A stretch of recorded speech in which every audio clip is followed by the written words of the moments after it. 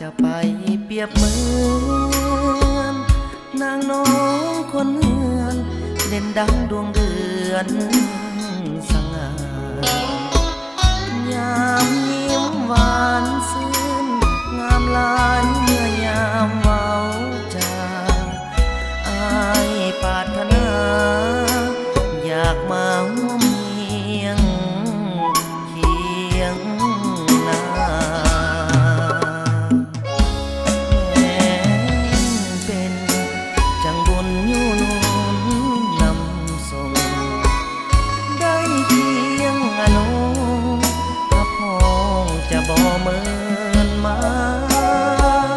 จะอยู่เคียงควรเนื้อนวลบ่จืดบ่จาง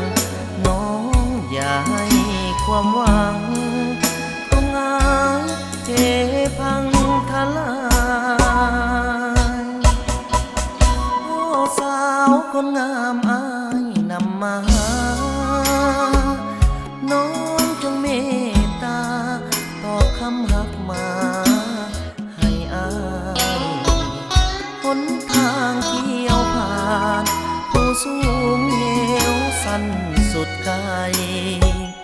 บอกเคยหวั่นไหวโปรดเห็นใจหาที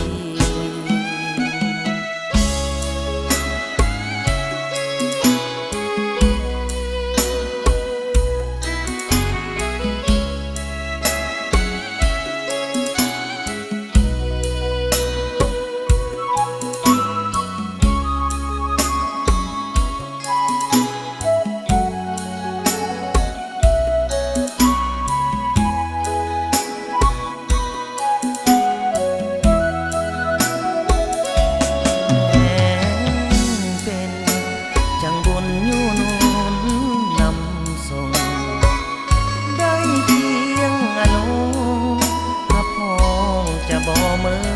นมาจะอยู่เคียงควรเนื้อนวลบ่จืดบ่จางน้องอย่าให้ความหวังต้องงายเท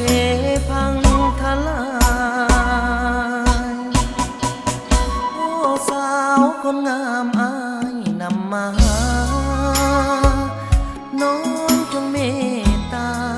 ตอบคำหักมาให้อายหนทางเที่ยวผ่านผู้สูงเหวสั้นสุดไกลบอกเคยหวั่นไหวได้โปรดเห็นใจหา